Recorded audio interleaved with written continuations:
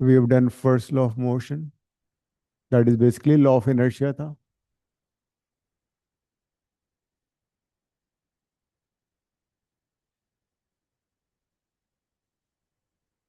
Then we did Newton second law, the real law, जो कि gives us relation between force and acceleration.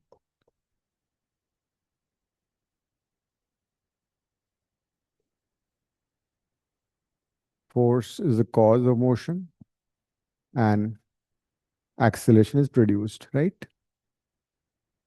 Then last class में किया था Newton's third law.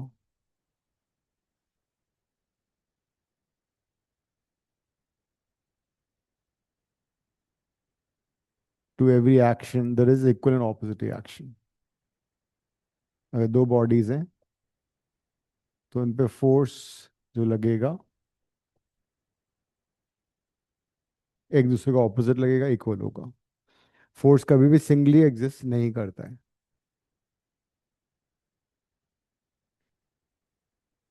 तो अब इन पे न्यूमेरिकल्स कैसे करने हैं वो देखते हैं.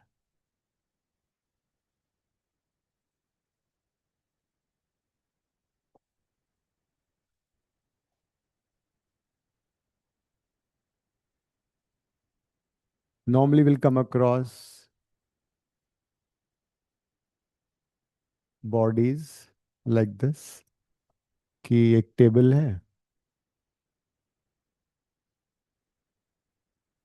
एक रोप कनेक्टेड है, यहाँ पे एक मास है, then you have a pulley,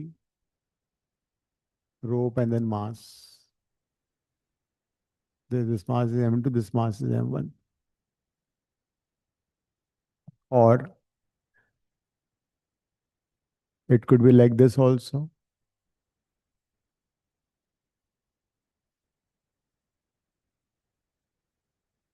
एक मास रखा हुआ है m2, there is a pulley and a rope and another mass m1. बनाओ डायग्राम बनाओ.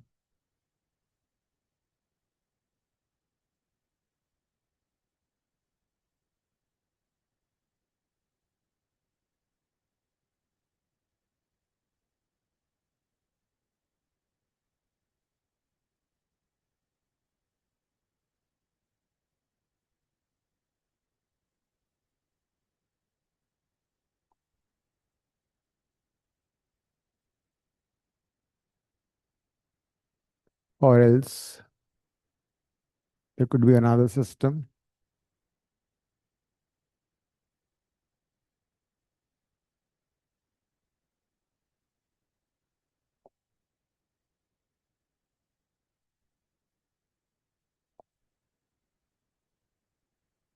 एक फिक्स पुली है,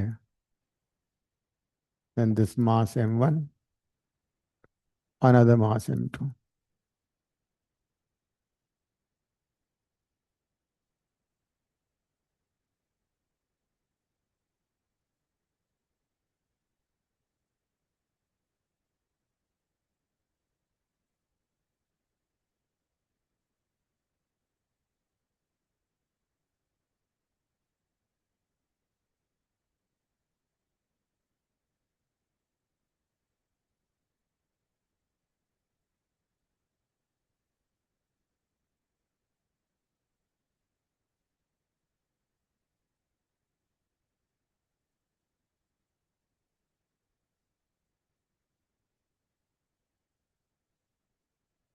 अब फोर्सेस को कैसे कैसे शो करना है वो समझ लेते हैं.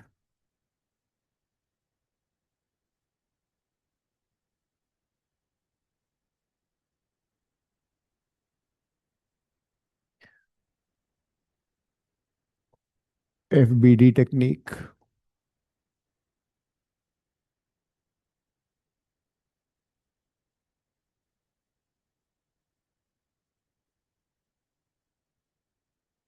स्टेप्स. जब भी हमें किसी कनेक्टिंग बॉडीज में एक्सेलरेशन निकालना है, टेंशन फाइंड करना है, तो we basically use free body diagram techniques.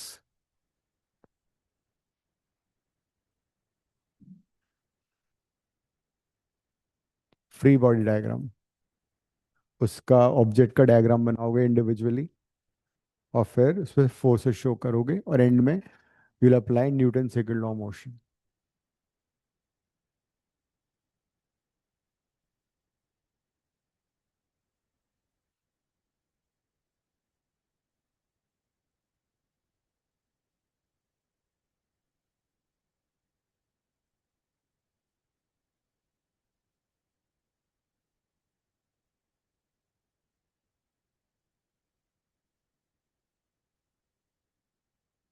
First step लिखो इसका. ड्रॉ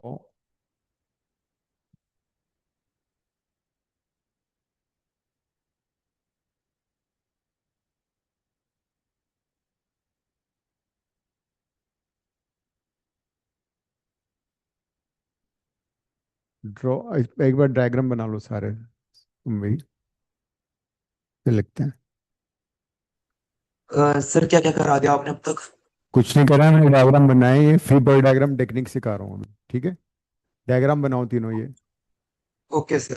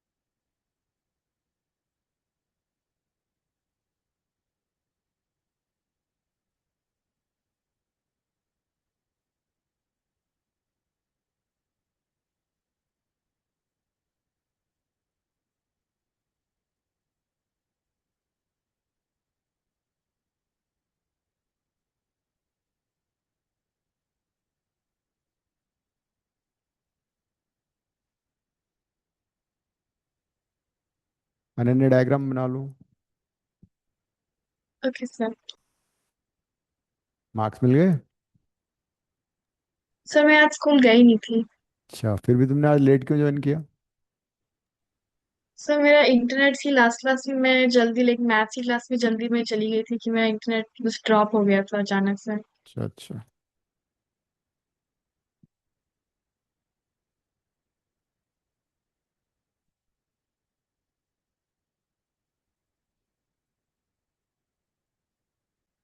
तो जब भी हम कनेक्टिंग बॉडीज में एक्सेलरेशन फोर्सेस शो करेंगे, निकालेंगे, तो हम we use free body diagram techniques. इसका पॉइंट नंबर 1 लिखो अब. Draw, point number 1, the step number 1, draw the separate diagram, draw the separate diagram of the body.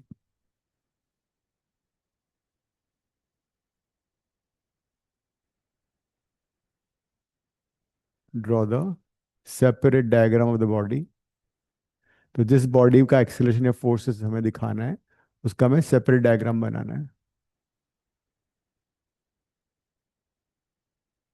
Second point is show all the forces, show all the forces acting on this body, show all the forces acting on this body by the surrounding.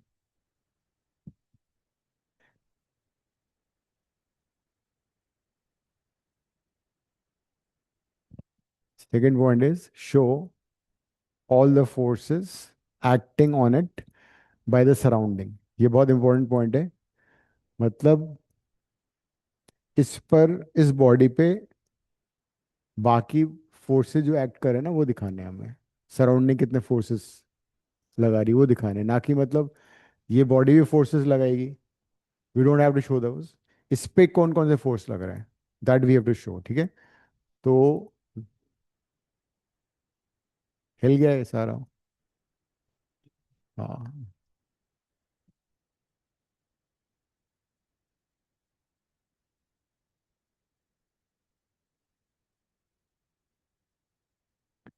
The second point is draw, और उल्टा हो गया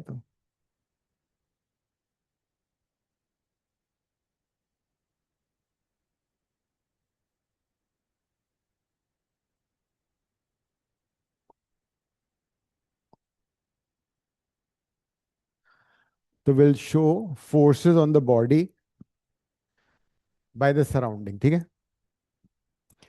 next third point would be use F is equal to mass into acceleration. End में जाके, अब तो सबसे पहले हम डायग्राम बना लिया सेपरेट, फिर से फोर्सेस शो कर दिए, and the third point would be that will use Newton second law of motion. मतलब इसको कैसे यूज करेंगे, summation of forces along X axis is equal to mass into acceleration, summation of forces along Y axis equal to mass into acceleration. लेकिन ये vector force is a vector quantity, acceleration भी vector quantity है। तो जब भी हम summation की बात करेंगे हम इसका वेक्टर सम लेंगे। ठीक है, विल टेक वेक्टर सम।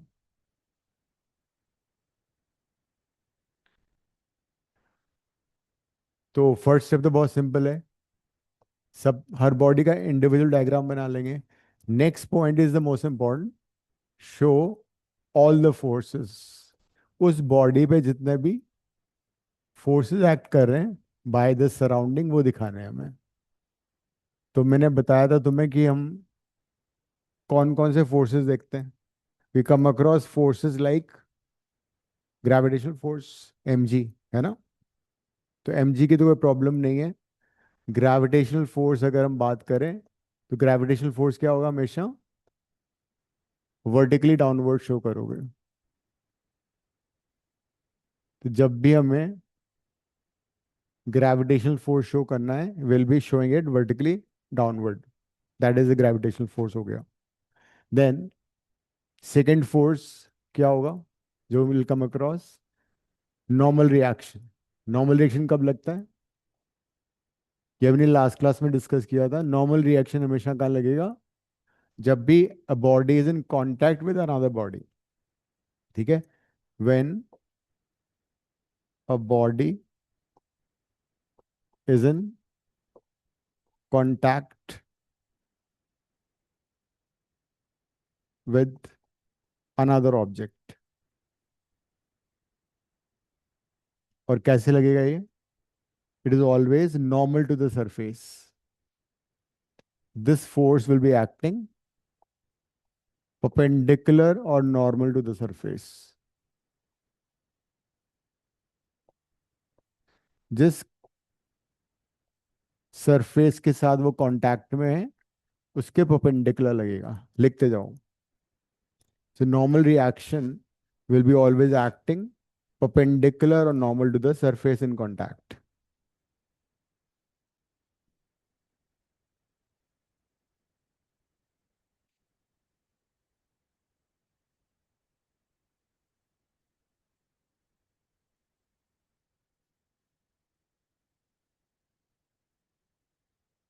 फिर थर्ड कौन सा फोर्स बचा, द थर्ड फोर्सेस जो will come across, tension force. Tension force in the string, tension force in the rope और string.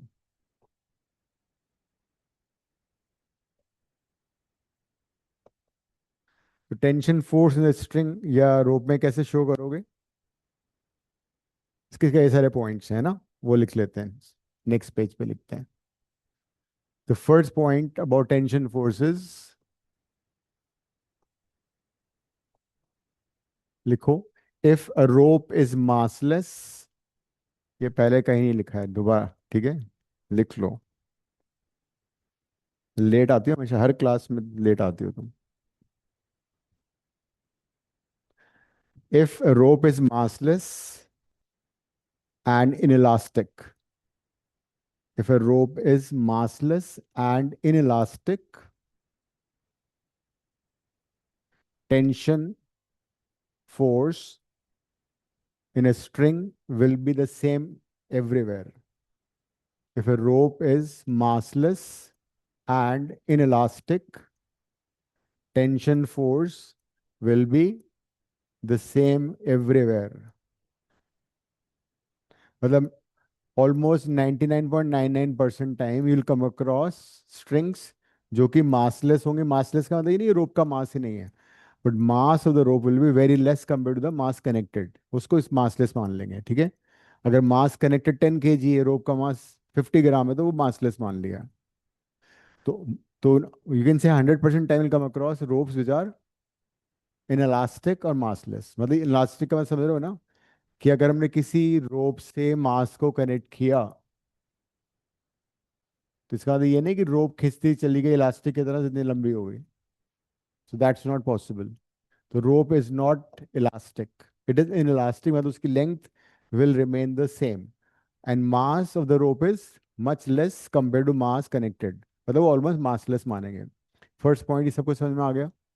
Second point is tension force।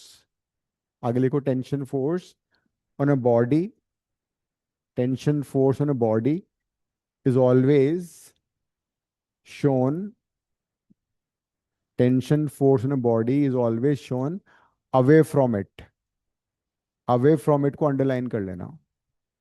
Tension force in a body is always shown away from it. मतलब जब भी हम किसी body पे tension force दिखाएंगे, वो हमेशा उससे दूर जाएगा, अवे फ्रॉम इट। अभी डिस्कस करते हैं। Third point is tension force. Tension force in a string, tension force in a string is shown in such A way, tension force in a string is shown in such a way as if to stretch the rope।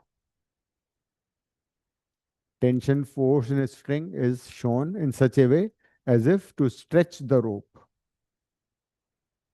ये तीन points हैं। To stretch, जैसे कि अगर रोप कोई है, ये वाली रोप है, मेरे को इसी का फ्री बॉडी डायग्राम बनाना है, तो मैं क्या करूंगा, सबसे पहले इस मास का मैंने अलग से पॉइंट नंबर 1 क्या था फ्री बॉडी डायग्राम का, उसका डायग्राम अलग से बना लिया, ठीक है। Then you show force on it by the surrounding. इस मास का सराउंडिंग क्या है, अर्थ। नीचे अर्थ है ना, अर्थ इसको पुल कर रहा है, तो ग्रेविटेशन लगा दिया, डाउनवर्ड हो गया पॉइंट नंबर 1। दूसरा सराउंडिंग है रोप, रोप इससे कनेक्टेड है, तो टेंशन फोर्स कैसे दिखाओगे, अवे फ्रॉम इट। ये हो गया इसका बीडी।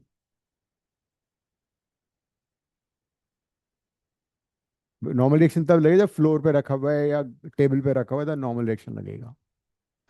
अब अगर मुझे रोप का फ्री बॉडी डायग्राम बनाना है, ये रोप बना दी मैंने, यहाँ पे इसको अलग से ड्रॉ कर दिया। अब रोप में तो मैंने कैसे क्या लिखवाया था, थर्ड पॉइंट, रोप में टेंशन फोर्स ऐसे लगाना है as if to stretch it. मतलब टेंशन फोर्स ऐसे लगेगा। और ये भी टी क्यों है, because the point number 1, rope is massless and the tension is same everywhere, तो that is why T is everywhere the same. इसका डायग्राम बना लो, इसको बना के इसको ड्रॉ कर लो।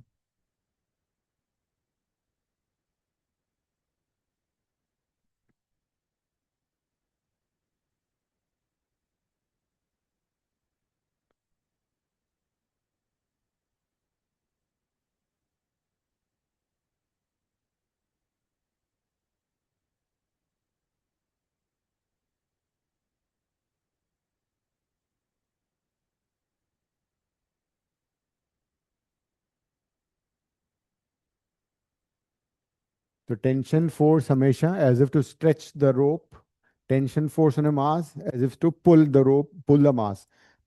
मास में हमेशा तुम टेंशन फोर्स अवे दिखाओ, अवे फ्रॉम द बॉडी दिखाओगे। जैसे कि ये मास का मैंने डायग्राम अलग से ऐसे बना दिया था, mg तो मालूम है वर्टिकली डाउन लगेगा, लेकिन टेंशन फोर्स कभी भी ऐसे नहीं दिखा सकते, ये गलत होगा। बिकॉज टेंशन फोर्स हमेशा अवे फ्रॉम द बॉडी दिखाना है, तो दिस इज रॉन्ग। सिमिलरली रोप में I can't show force on the rope like this. अगर टेंशन फोर्स मैंने ऐसे दिखाया तो रोप तो स्लैक हो जाएगी। अगर तुम किसी रोप को लेके ऐसे फोर्स करोगे तो स्लैक होगी ना, टाइट करोगे तभी तो स्ट्रेच होगी वो। तो टेंशन फोर्स ऑन रोप हमेशा उसको स्ट्रेच करेगा। अब एंड क्या था? द लास्ट पॉइंट वाज, यहां तक हम पहुंच चुके हैं, हमने सेपरेट डायग्राम बनाया, फोर्सेस शो कर दिए। देखो, सेपरेट डायग्राम बनाया, फोर्सेस शो कर दिए। अब last point is use Newton second law of motion. ठीक है, अब हम second law of motion use करते हैं। सेकंड लॉ ऑफ मोशन क्या बोलता है? इस बॉडी में कोई एक्सेलरेशन है, ये तो फिक्स्ड है, दैट मीन्स इसका एक्सेलरेशन कितना हो गया? Zero. It has zero acceleration. तो अगर जीरो एक्सेलरेशन है और कितने फोर्सेस लग रहे हैं इसमें वाई डायरेक्शन में? दो फोर्सेस, ये वाई डायरेक्शन है, ये एक्स डायरेक्शन है। दो, there is no force along X axis. जो भी दोनों फोर्स लग रहे हैं वो दोनों वाई डायरेक्शन में है। तो वेक्टर सम कैसे निकलेगा? वेक्टर सम निकलेगा टी ऊपर की तरफ, एम जी नीचे की तरफ। ये आ गया vector sum equal to mass into acceleration, कितना है इसका? जीरो। इक्वेशन बन गई, T minus M G is equal to zero. तो क्या आ गया आंसर हमारा? T is equal to M जी।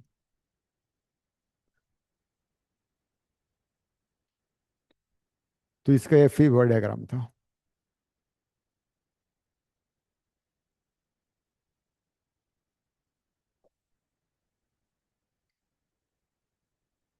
एक और करते हैं। There is no friction, it's a smooth surface. यहाँ पे हमने सपोज 100 न्यूटन फोर्स लगा दिया। ये 20 kg है, ये 10 kg, ये 5 kg ले लो। Question is draw free body diagram, show all the forces, find tension the string and acceleration of the system. Draw free body diagram, show all the forces, find tension in the string and acceleration. There is no frictions. All surfaces are smooth. Friction हम बाद में पढ़ेंगे इसके बाद। तो जब तक friction mention नहीं है इसका मतलब फ्रिक्शन डज नॉट एग्जिस्ट। यहाँ पे टेंशन टी ले लेना। हाँ, tension the string and acceleration of the system, acceleration of each mass. ये चल रहा है, चैप्टर भी हो चुका है। इतना फास्ट चल रहा है।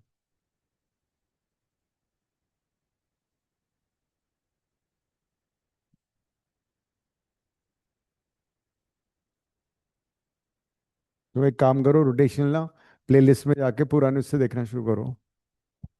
अच्छा ठीक है, फिर तो कोई प्रॉब्लम नहीं है, तभी रिलैक्स हो तुम। ठीक है। अच्छा, हाँ हाँ आराम से। मतलब अगर ये चैप्टर तुम्हें ढंग से समझ में आ गया तो वर्क पर नहीं बहुत इजी समझ में आएगा। और जरूरत पड़ी तो I take extra class 7 to 7:30 types. Tuition छोड़ देना। अब कैसे बनाएंगे? First point is draw the independent diagram. दोनों का अलग अलग डायग्राम बना दिया। ये 20 kg, ये 5 kg। ठीक है, पहला स्टेप था दोनों का सेपरेट डायग्राम बना लो। So we draw the two masses individually. अब नेक्स्ट क्या होगा? नेक्स्ट पॉइंट होगा show all the forces on them by the surrounding. Next point बनाओ, अब खुद से करो, फोर्सेस दिखाओ खुद से। 5G लिखो इसको, mg है ना, 5 हो गया मास, ये 20G हो गया। इस वाली, हाँ हाँ, बिकॉज ये क्या हो रहा है, मास 20 kg फ्लोर को पुश कर रहा है, तो फ्लोर क्या बोल रहा है, मैं भी पुश करूंगा, उसने N1 से पुश कर दिया नॉर्मल रिएक्शन से। अर्थ इसको पुल, हाँ, जितने फोर्स, हाँ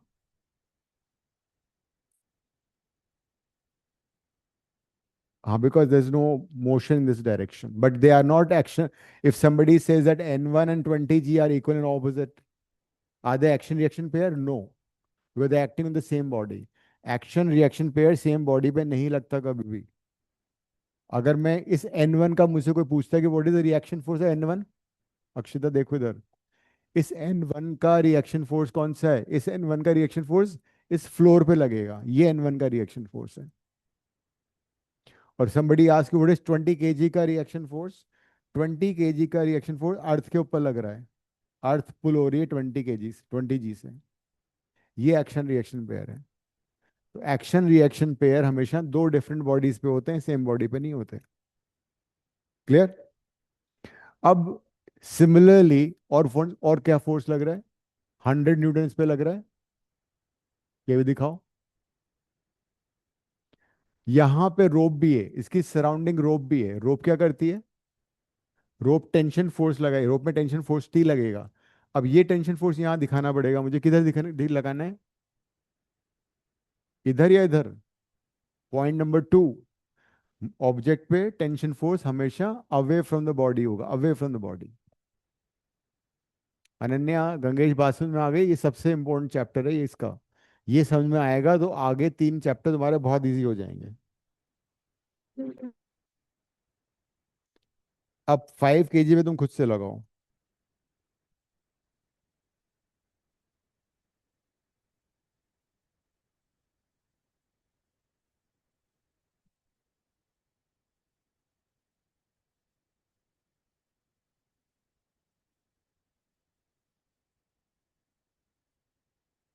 5 kg पे फोर्सेस खुद से ड्रॉ करो।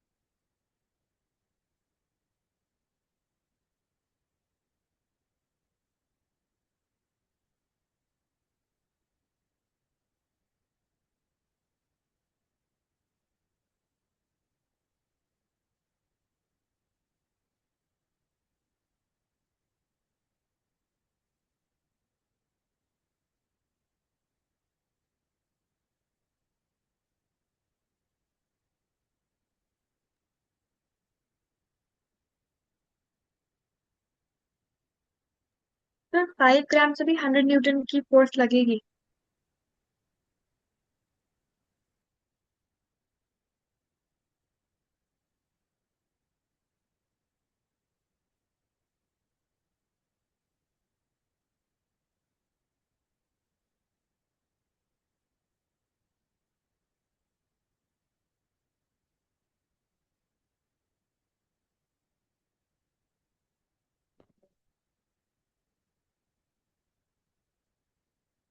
और लोगों को भी बता देना, तुम भी बता देना। हाँ अनन्या बोलो। सर जो 5 ग्राम से उस पे भी 100 न्यूटन की 5 हम ग्राम लोग नहीं, फोर्स 5 के लगाएंगे? सारे केजी में है। सॉरी, 5 kg में भी हम 100 न्यूटन हाँ का नाउ दिस, लगाएंगे? अब ये क्वेश्चन आता है कि इस पे, इस 5 पे, बिकॉज 11 में पता है क्या है, 11 में अगर तुम्हारे फिजिक्स के कॉन्सेप्ट क्लियर हो गए ना, 12 बहुत इजी हो जाता है।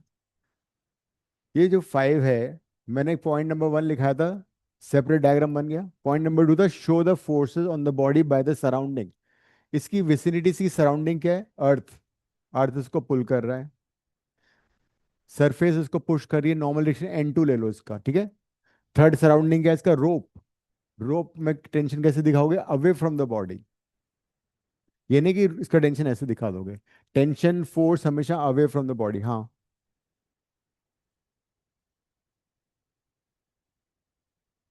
नहीं हो रहे ना, बिकॉज ये फोर्स इस पे, वो फोर्स उस पे। अगर बीच में मैं रोप को दिखाऊंगा तो रोप को ऐसे दिखाऊंगा। तो टेंशन फो यही सीखना है फ्री बॉडी डायग्राम में, कि tension force on a body is represented always away from it.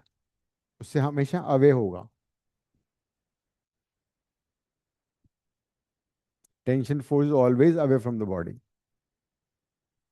अब ये 100 न्यूटन तो इस पे लग रहा है, तो इस पे थोड़ी लगेगा वो। नहीं, 80 फेटी कुछ नहीं, उसका कोई कनेक्शन ही नहीं है इससे। तो ये वो इनडायरेक्टली टेंशन के फॉर्म में लग गया ना। अगर ये 100 न्यूटन नहीं होता तो ये रोप क्या होती? ये स्लैक हो जाती, रोप थोड़ी खींचती फिर। तो उस पे उसको नहीं शो करना है, बिकॉज 100 न्यूटन किस पे लगाया तुमने? 20 पे लगाया है। This is only the free body diagram, ये इसी से हमारा आंसर करेक्टली आएगा। तो नॉर्मल कंफ्यूजन क्या होता है? ये 100 तुमने यहाँ भी दिखा दिया, वो नहीं होगा। वो 100 न्यूटन बेसिकली टी में कन्वर्ट हो रहा है थोड़ा सा। ये बात समझ में आ गई गंगेश? ये हमने पॉइंट नंबर 2 तक कर लिया सारा, सेपरेट डायग्राम बना लिया, सारे फोर्सेस शो या कर फिर दिए। हाँ, क्या? सर आवाज? आपने कहा था ना, हाँ। समझ आ रहा ना? सर आप कह रहे थे ना समझ आ रहा है नहीं आ रहा? हाँ, आ रहा है। हाँ सर। हाँ, ये तो नया कर रहा हूँ ना, बिल्कुल नई चीज़ है, इसको समझ लोगे तो हाँ अगले सर, दिन। ये तो एफपीडी वाले डायग्राम वाले हो गए। ठीक है, अब आगे देखते हैं। नेक्स्ट इज, मुझे बताओ ये दोनों बॉडीज किधर मूव करेंगे? राइट और लेफ्ट? राइट में जाएंगे, लेफ्ट में जाएंगे? राइट। दोनों का एक्सेलरेशन सेम होगा, डिफरेंट होगा? Same, because they are connected by inelastic rope. जो रोप कनेक्टेड है वो इन इलास्टिक है।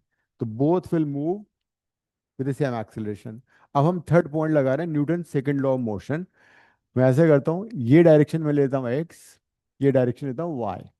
ठीक है, पहले वाई डायरेक्शन की बात करते हैं। 5 kg पे, ये 5 kg मास वाई डायरेक्शन में मूव कर रहा है क्या? जंप कर रहा है टेबल पे? नहीं कर रहा ना। इसका मतलब वाई डायरेक्शन में फोर्सेस आपस में क्या करेंगे? बैलेंस हो जाएंगे, बिकॉज एक्सेलरेशन जीरो है। तो directly if you want you can write like this is equal to zero, और ये तुम डायरेक्टली भी ऐसे भी कर सकते हो। तो नॉर्मल रिएक्शन का तुम्हारा आंसर आ चुका है। तो नॉर्मल रिएक्शन कितना हो गया? 50 न्यूटन। मैंने जी को 10 ले लिया।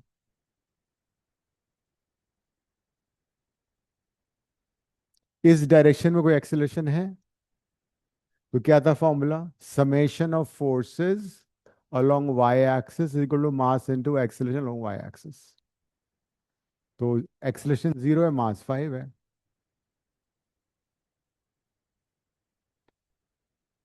अरे बावड़ी, ये जंप कर रहे हैं क्या? मास ऊपर हवा में उड़ रहा है, फिर एक्सेलरेशन कितना हुआ इसका? ये जी तो फोर्स है ना, M5G तो। ये एक्सेलरेशन थोड़ी है। हमें तो बॉडी का एक्सेलरेशन देखना है ना। ठीक है, अब इस सिमिलरली इसका देखो, वाई डायरेक्शन में क्या होगा? ये वाला मास वाई डायरेक्शन में क्या, जंप तो नहीं कर रहा टेबल पे? इसका मतलब नॉर्मल रिएक्शन किसको बैलेंस करेगा? अपवर्ड फोर्स डाउनवर्ड फोर्स को बैलेंस कर देगा। There is no acceleration. Motion along X axis and motion along Y axis, दोनों को तुम्हें इंडिपेंडेंटली कंसिडर करना है, दोनों को मिक्स मत करना। मोशन 2D में तुम कर चुके हो ये। दोनों मोशन को हम अलग अलग कंसिडर करेंगे। वाई डायरेक्शन की मोशन अलग, एक्स की अलग। अब तो हम हमने आते एन माइनस 5G का करा था। अपवर्ड फोर्स N2 है, डाउनवर्ड फोर्स 5G है। तो दोनों की डायरेक्शन ऑपोजिट है ना। हाँ। तो हम्म, नेट फोर्स तो N2 - 5G हो गया। ओके। और अगर तुम चाहो तो डायरेक्टली इनको बैलेंस कर सकते हो, because there is no acceleration. अब हम आते हैं एक्स डायरेक्शन में। सबसे पहले 5 kg। मुझे ये बताओ, इस मास पे हॉरिजॉन्टल डायरेक्शन में कोई फोर्स लग रहा है? हॉरिजॉन्टल डायरेक्शन कौन सा? टी। तो नेट फोर्स अब मैं यूज कर रहा हूँ summation of forces along X axis is equal to mass into acceleration along X axis. G को 10 ले लेना ना।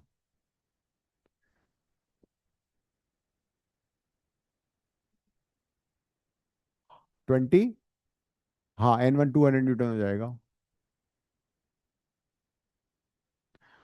तो अब इस 5 kg मास पे हॉरिजॉन्टल डायरेक्शन में एक ही फोर्स लग रहा है। अब मैं लगा रहा हूँ net force is equal to mass into acceleration. इस पे नेट फोर्स कितना है टी, मास कितना है इसका 5, एक्सेलरेशन कितना है ए। इसकी इक्वेशन आ गई, T is equal to 5 A.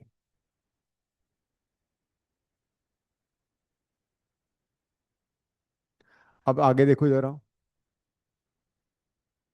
Acceleration ए था ना इसका। अब इस पे आ जाओ, 20 kg की इक्वेशन खुद से बनाओ। 20 kg में एक्स डायरेक्शन में जरा देखो, दो फोर्सेस हैं। इन दोनों फोर्सेस में से कौन सा फोर्स बड़ा होगा? जिस डायरेक्शन में एक्सेलरेशन है, जिस डायरेक्शन में एक्सेलरेशन है that is a bigger force. तो एक्सेलरेशन की डायरेक्शन में कौन सा फोर्स है? 100। ऑपोजिट वाला फोर्स कौन सा है? टी। नेट फोर्स कितना होगा 10 - 10। ये बात समझ में आ रही है? 20 kg मास पे दो फोर्सेस हैं, एक राइट में एक लेफ्ट में। राइट का फोर्स बड़ा होगा बिकॉज एक्सेलरेशन भी राइट में हो रहा है। ठीक है अनन्या? इज इक्वल टू क्या होना चाहिए? What is Newton second law? Mass into acceleration. 20 है। परफेक्ट। अब इसको एक बार ढंग से दोबारा से देख लो, इसमें कोई डाउट है तो पूछो। वह और क्या है? कुछ नहीं करना है, टी और ए निकालना है ना। भाई पहले दो पार्ट हमारे हो गए, एफबीडी बना दिया, फोर्सेस शो कर दिए, न्यूटन सेकंड लॉ लगा दिया। अब टी और ए कैसे आएगा? दोनों को ऐड कर दो, टेंशन कट जाएगा, तुम्हारा भी टेंशन दूर हो जाएगा। दोनों इक्वेशन को ऐड कर दो, तो क्या आंसर आ रहा है? 100 = 25 ए। ए कितना आ गया? 4 मीटर पर सेकेंड स्क्वायर। बात खत्म। एक्सेलरेशन सिस्टम इज 4 मीटर पर सेकेंड स्क्वायर। अब इस एक्सेलरेशन को वापस इक्वेशन 1 में डाल दो, टेंशन आ जाएगा।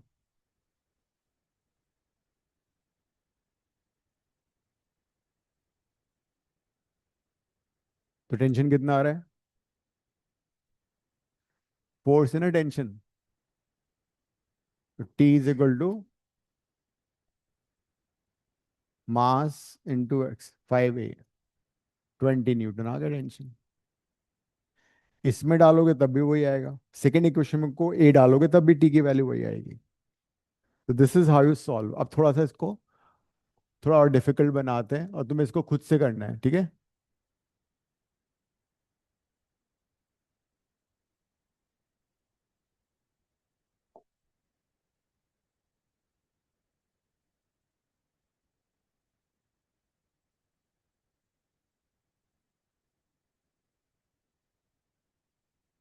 kg, सारे मास केजी में है। 15 kg, 25 kg, force is 200 Newton. Fine tension and acceleration system. इसको T1 ले लेना, इसको T2 लेना। ये अलग अलग रोप है ना, यहाँ से यहाँ तक एक रोप है, यहाँ से यहाँ तक दूसरी रोप है। तो टेंशन को अलग अलग लेना पड़ेगा। बनाओ फ्री बॉडी डायग्राम बनाओ, इक्वेशन फॉर्म करो, फिर एक्सेलरेशन बताओ।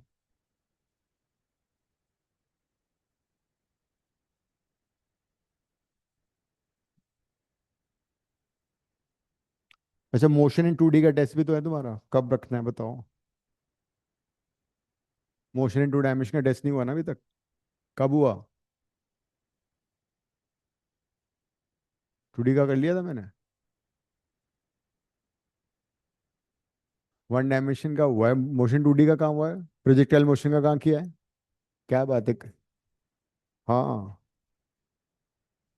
हाँ वही ना। सर संडे को होगा मोशन इन 2D का टेस्ट। हाँ वही बोल रहा हूँ, कब रखना है?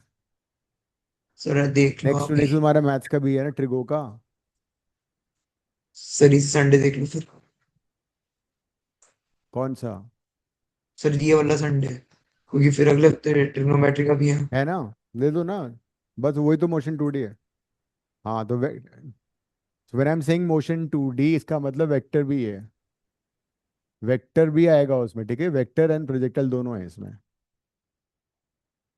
तो या तो कमिंग संडे, अगले संडे ले लो, या तो मतलब साउथ एक्स की बात कर रहा हूँ, साउथ एक्स के लोग संडे देंगे ना।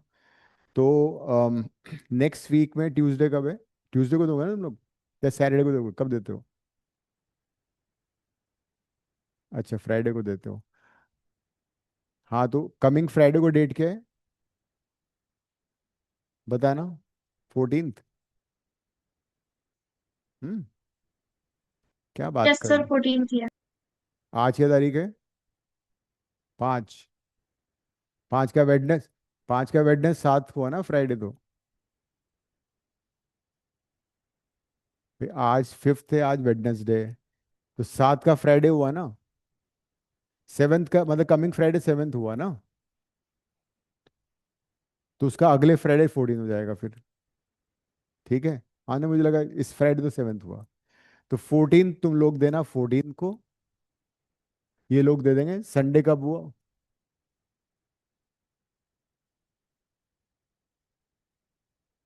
हाँ। सर संडे 9 का है मेरे ख्याल से। हाँ संडे 9 को। 16। सर उस दिन तो ट्रिग्नोमेट्री का दे रखा है इसमें। अच्छा अच्छा, हाँ तुम्हारा टिगो का भी तो टेस्ट है समझ में आ गई मेरे को बात।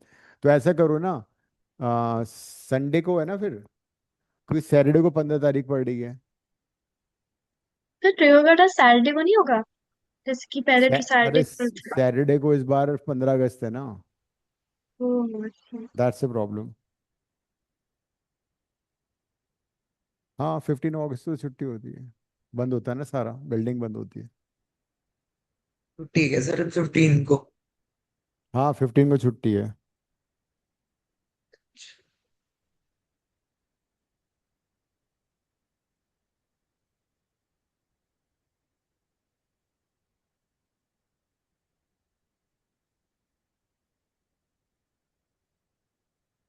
या तो सर फिर उसी दिन दे में, हाँ उसी दिन संडे दे को दो। ही, और क्या।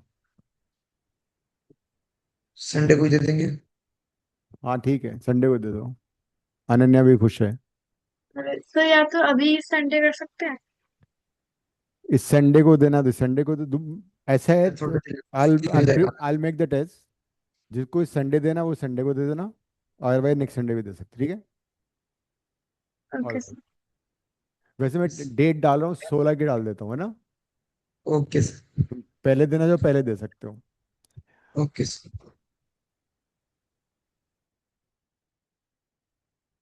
कर लो, इस क्वेश्चन को करो जल्दी से।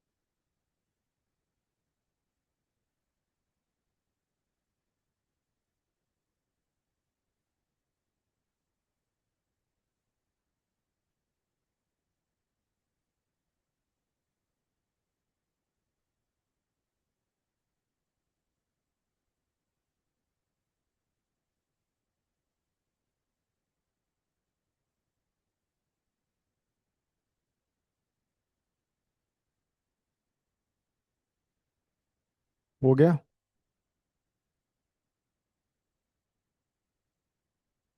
10 kg tension away from the body, है ना।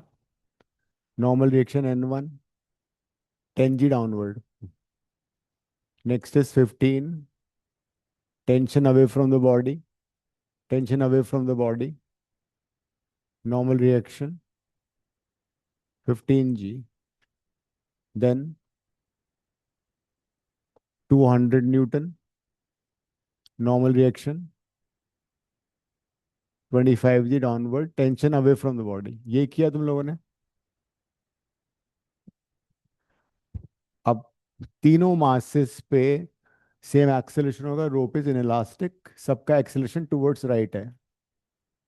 वाई डायरेक्शन में कोई मोशन नहीं है, तो वाई डायरेक्शन में तुम क्या करोगे, नॉर्मल रिएक्शन को mg से बैलेंस कर दो। देखो नॉर्मल रिएक्शन का कोई यूज नहीं आएगा, लेकिन ये will be use when we do friction, तभी काम में आएगा। जल्दी से करो, एक्सेलरेशन इक्वेशन बनाओ। तो जो हाँ। सेकंड वाला है 15 kg, उससे तो हम्म। हम लोग निकालेंगे हमारा नेट फोर्स। तो हम T2 माइनस T1 करेंगे या T1 माइनस T2, बॉडी तो किधर बड़ा जा रही कौन है, सा होता बॉडी है? किधर राइट मूव की टू, तरफ। राइट, तो राइट फोर्स ज्यादा होना बड़ा चाहिए, है। तो राइट का बड़ा होगा ना फिर। यस। फिर सबको ऐड कर देना, टेंशन कट जाएंगे, तुम्हारा टेंशन दूर हो जाएगा, ये आ जाएगा। तुम टेंशन में क्यों हो? अक्षिता की तरह रहा करो खुश, रिलैक्स रहती है, लेट आएगी तभी कोई प्रॉब्लम नहीं है, कम मार्क्स आएंगे तभी कोई दिक्कत नहीं है। है। हाँ तो अब पढ़ना शुरू कर दो, लग जाओ बुरी तरह से अब। I share some question paper also in the group, उनमें से क्वेश्चन करना तुम सॉल्व। अगले, इस चैप्टर के भी अगले, हमारा असाइनमेंट तो है ही वैसे, असाइनमेंट बहुत सारे क्वेश्चन होते हैं। मैंने लॉज ऑफ मोशन का दे दिया असाइनमेंट, दिया था ना।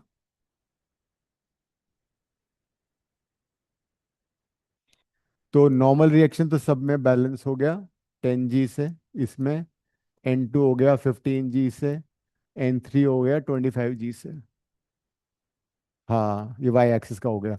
अलोंग एक्स एक्सिस इसमें सिर्फ एक ही फोर्स लग रहा है, T2 equal to mass into acceleration, equation number 1। इसका T1 बड़ा होगा T2 से, बिकॉज ये राइट वाला फोर्स है, राइट में जा रहा है।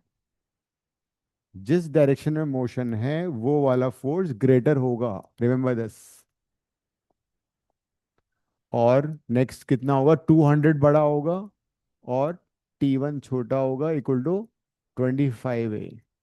इक्वेशन नंबर 3 चेक कर लो, सबको ऐड कर दो, टेंशन कट जाएगा, ए आ जाएगा स्ट्रेट अवे।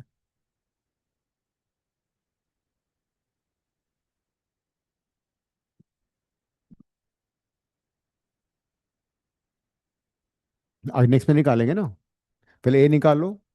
तो ये क्यों निकाल रही हो, तो ऐड कर दो ना, कट जाता है, मैं तो बताया है। इन तीनों को ऐड करो, दिखाओ पेन, 1 2 3 मार्क करो। 1, ऐसे तो फिर लंबा हो जाएगा, ऐड, ये से कट गया, ये से ए आ जाएगा स्ट्रेट अवे। ठीक है, तीनों इक्वेशन को ऐड कर दो।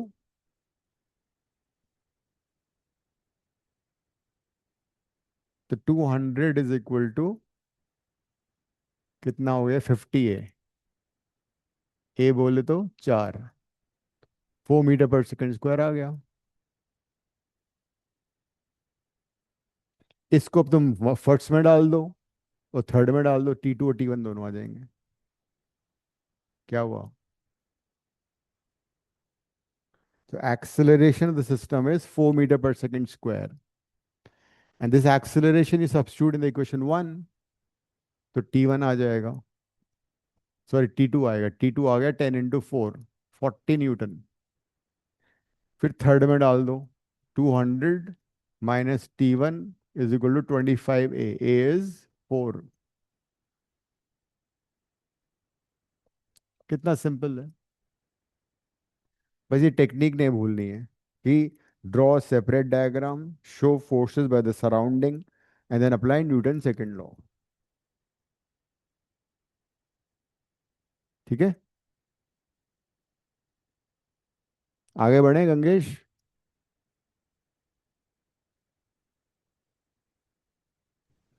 हाँ सर। क्या सो गए थे क्या तुम?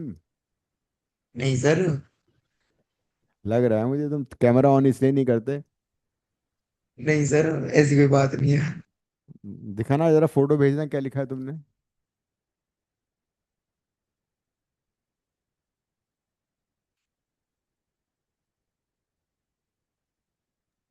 सर लिखने लग रहा अभी।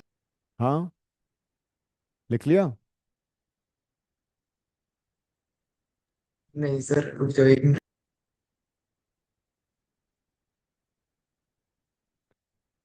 पापा कह रहे थे इसका कैमरा ऑन रखवाया करो आप। ये सर अगली रात में। हाँ,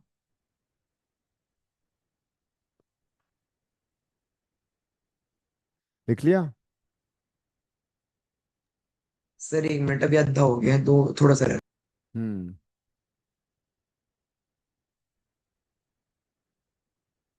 इस टाइप का क्वेश्चन आता है अक्सर।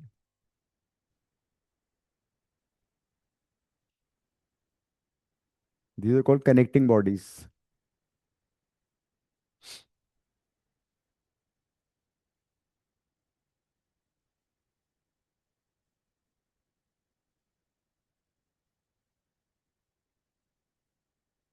चलो मैं नेक्स्ट यहाँ बना देता हूँ। Next question. एक टेबल है, स्मूथ टेबल, जिसमें एक फिक्स पुली है। जैसे मास मासलेस रोप जा रही है ऐसे। ये मान लो 2 kg है, और ये 20 kg है। फ्रिक्शन कहीं नहीं है, दिस इज कंप्लीटली स्मूथ। सबसे पहला क्वेश्चन तो मेरा ये है कि is this system accelerate or not, will it move or not?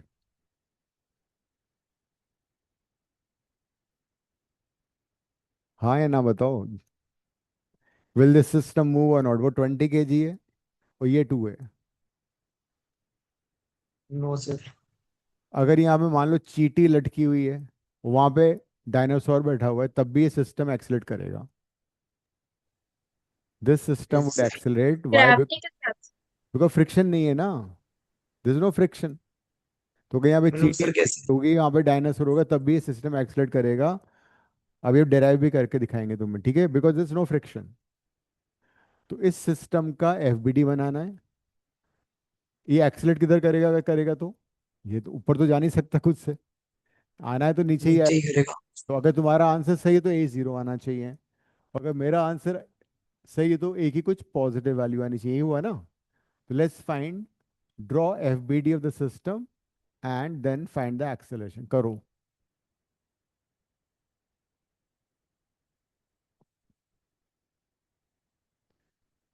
We have taken ideal situation when friction is not there.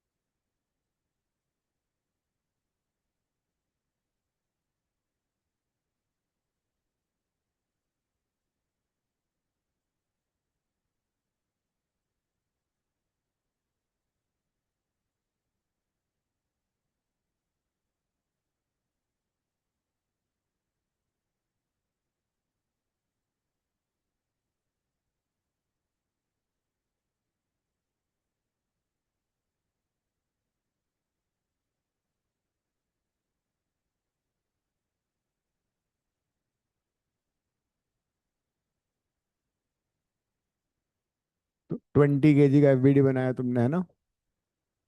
Normal reaction ऊपर की तरफ, mg downward, tension away from the body, acceleration towards right. 2 kg का FBD बनाया।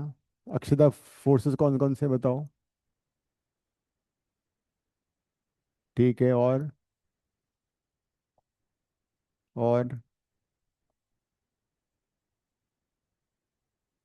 Good. There's no normal reaction because hanging mass is not in contact with the wall or the floor. तो इस पे normal reaction नहीं लगेगा, है ना। अब ये वाला मास 20 kg जम तो कर नहीं रहा टेबल पे, तो नॉर्मल रिएक्शन 20 g को बैलेंस कर देगा। इसका काम तमाम हो गया, तो आ गया आंसर। इस पे हॉरिजॉन्टल डायरेक्शन में कितने फोर्स लग रहे हैं 20 kg पे? एक ही फोर्स लग रहा है ना, टी। तो इसकी इक्वेशन क्या बनेगी? T is equal to mass into acceleration. जब तुम हॉरिजॉन्टल मोशन देखोगे तो सिर्फ हॉरिजॉन्टल फोर्स ही देखना है, एक ही फोर्स है उस पर हॉरिजॉन्टल डायरेक्शन में। ये नहीं कि टी -20 g कर दिया या एन कर दिया, उससे कोई मतलब नहीं है। हॉरिजॉन्टल मोशन का मतलब हॉरिजॉन्टल फोर्सेस।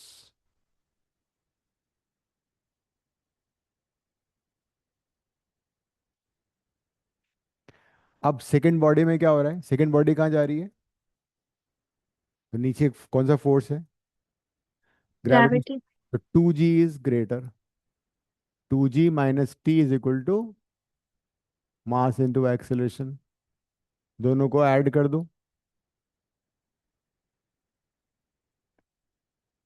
टेंशन कैंसिल हो जाएगा, तुम्हारा भी टेंशन कैंसिल हो जाएगा, आंसर आ जाएगा।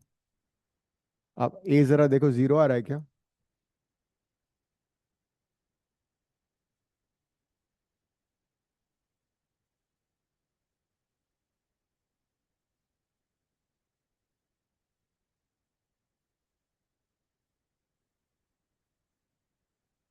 कितना आ रहा है ये?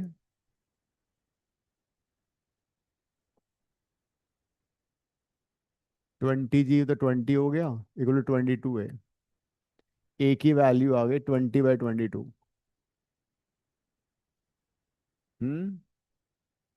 10/11।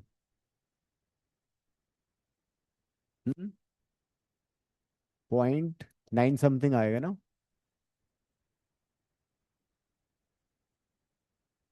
मीटर पर सेकंड स्क्वायर आ रहा है, देखो एक्सेलरेशन। तो कहने का मतलब ये हुआ, जो हैंगिंग मास कितना ही छोटा क्यों ना हो, वो एक्सेलेट करेगा। एक्सेलेशन कम हो सकता है, जैसे जैसे ऊपर वाला मास बढ़ता जाएगा एक्सेलेशन कम होगा, लेकिन वो आएगा। हाँ, फ्रिक्शन हुआ तब।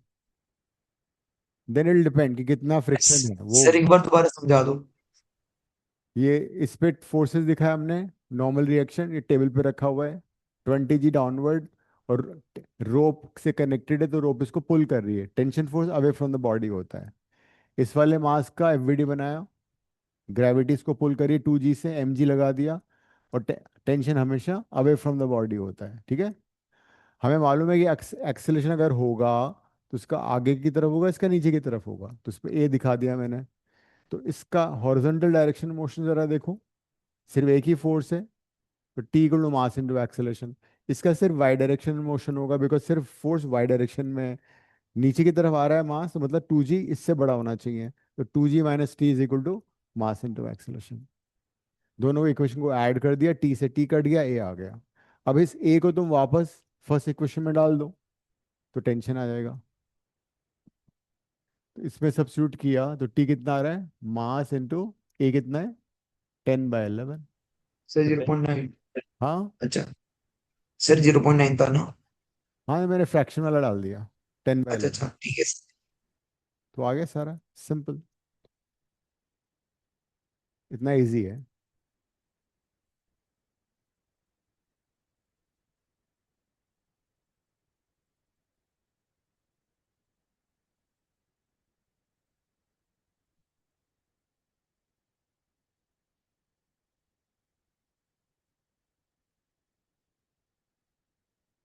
अब ऐसा करते हैं, कई बार ना इसका फॉर्मूला डेराइव करने के लिए भी आता है, तो इसको सिंबल के फॉर्म में कर लेते हैं। इसको मैं ले लेता हूँ m1, इसको m2, और तुम्हें फाइंड करना है t1 t2, find t and a।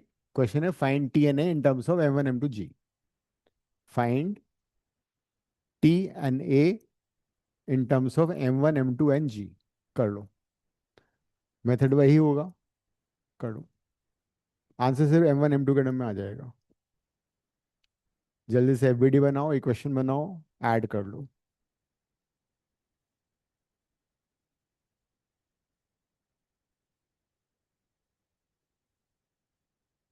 बनाना पड़ेगा।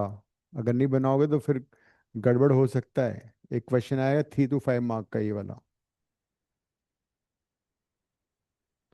इतना कुछ करने के बाद भी तो 23 मार्क्स लगे। नहीं, 40 में से। आंसर शीट मिली है? देते ही नहीं ये लोग। लेके आना, पता तो लगे कहाँ पे गलती हो रही है।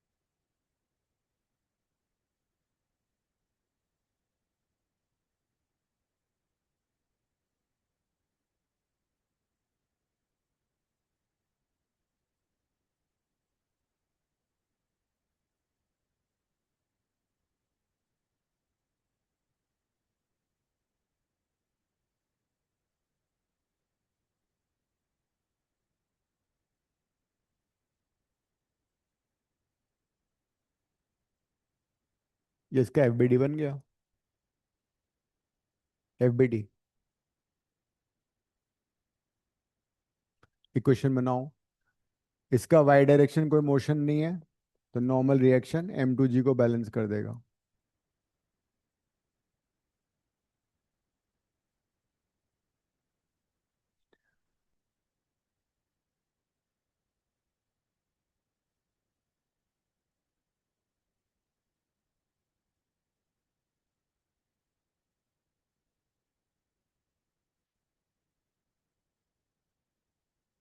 हॉरिजॉन्टल डायरेक्शन में एक ही टेंशन लग रहा है, T। T = मास इनटू एक्सेलरेशन।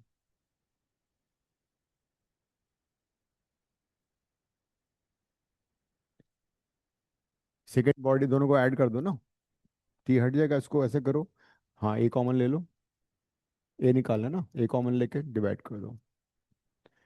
सेकेंड बॉडी में वाई डायरेक्शन में एक्सेलरेशन डाउनवर्ड है, तो डाउनवर्ड वाला फोर्स बड़ा होगा। डाउनवर्ड वाला फोर्स M1G है, minus T equal to mass into acceleration. Second and third equation को ऐड कर दो।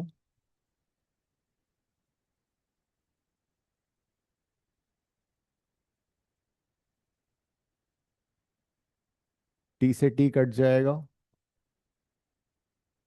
तो M1G इज तो equal to. Acceleration is equal to m1g upon m2 plus f1। Right, perfect. A common ले लो, ए आ गया। तो एक्सेलरेशन का फॉर्मूला देखो, M1G/m1 + m2। अब एक चीज नोटिस करो कि जो हैंगिंग मास है वो M1 था, है ना? तो जो हैंगिंग मास M1 कितना ही छोटा क्यों ना हो, एक्सेलरेशन आएगा। वही हो रहा था। M1 कितना ही छोटा क्यों ना हो, M2 कितना ही बड़ा क्यों ना हो, A will be always a positive number even though small.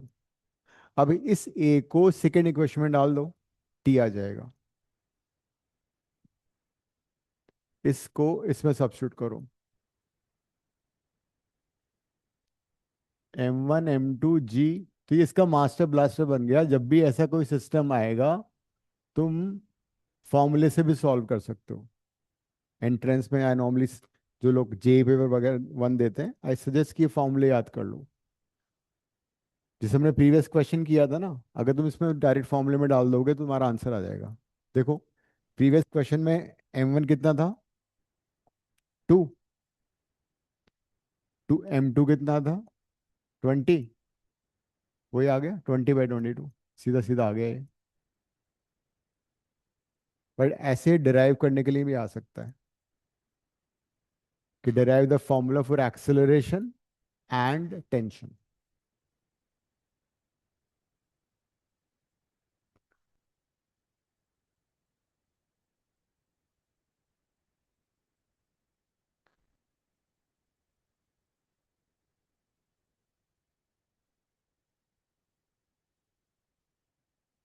ये क्लियर हो गया, समझ में आ गया सभी को?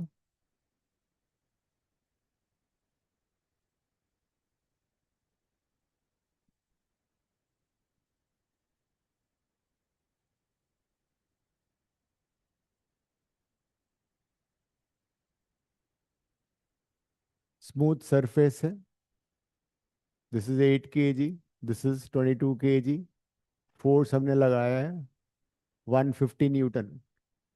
Find acceleration and the contact force between the two surfaces. हाँ, बीच में भी होगा ना। 22 kg मास क्यों मूव कर रहा है, बताओ इस डायग्राम में। 22 kg मास क्यों मूव कर रहा है? बिकॉज इसकी वजह से नहीं, बिकॉज ये मास इसको पुश करेगा आगे। 8 kg वाला मास को आगे पुश करेगा, तो वो वाला फोर्स भी निकालना है। बनाओ, एफबीडी बनाओ जल्दी से।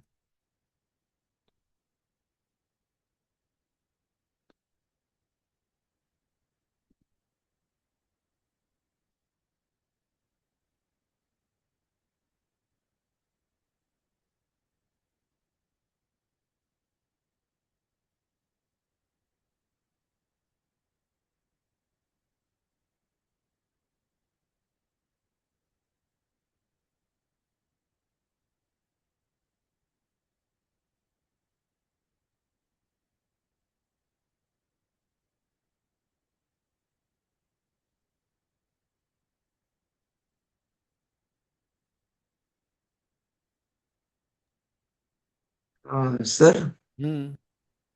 सर दोनों का सेम से ही बनेगा ना डायग्राम? क्या दोनों में? सर दोनों का सेम से ही डायग्राम बनेगा ना? हाँ, 8 kg यहाँ मैंने लिख दिया। हाँ मतलब, और उधर 150 न्यूटन का आ जाएगा। हाँ, नॉर्मल रिएक्शन आ जाएगा N1।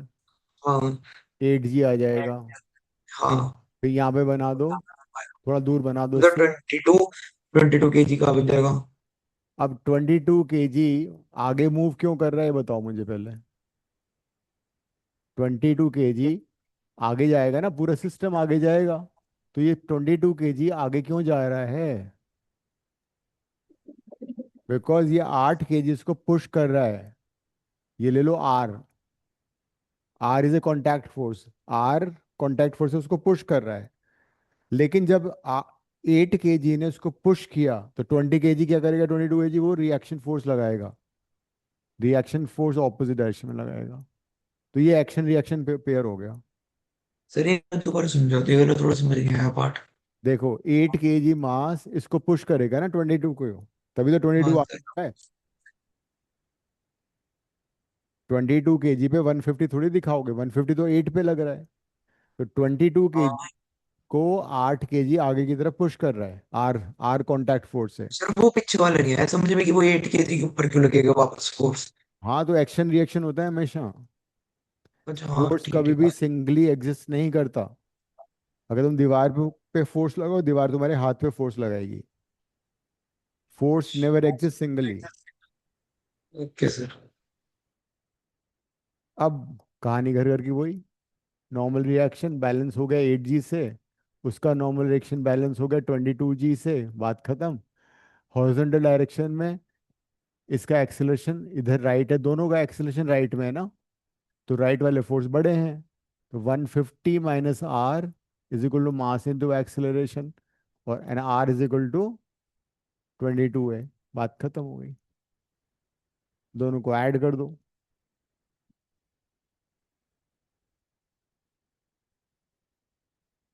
हम्म। दोनों को ऐड किया तो आर कट गया। 150 इज इक्वल टू 30 है। लो कर लो बात, ये आ गया 5 मीटर पर सेकेंड स्क्वायर। इसको तुम आर में डाल दो तो वो आ जाएगा। एक उसमें सब्स्टिट्यूट कर दो।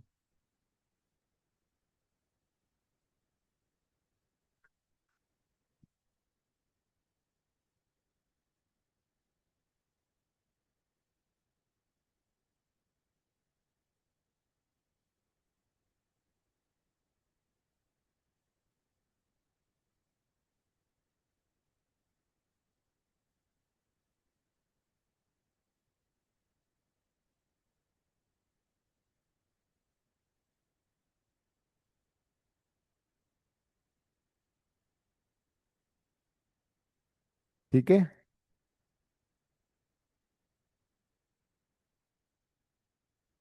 तो नेक्स्ट क्लास में more questions and will be doing friction as well. इसके तुम क्वेश्चंस इनको दोबारा करना खुद से एक बार, है ना। अब ये है कि सिंस एग्जाम तुम्हारा आ ही रहा है नेक्स्ट मंथ, तो जो भी पढ़ाया जा रहा है उसको साथ साथ खत्म करते जाओ, बिकॉज अब टाइम नहीं है हमारे पास ज़्यादा। और 2D का तैयारी करो, अच्छा स्कोर करना उसमें भी। Right, ending the class.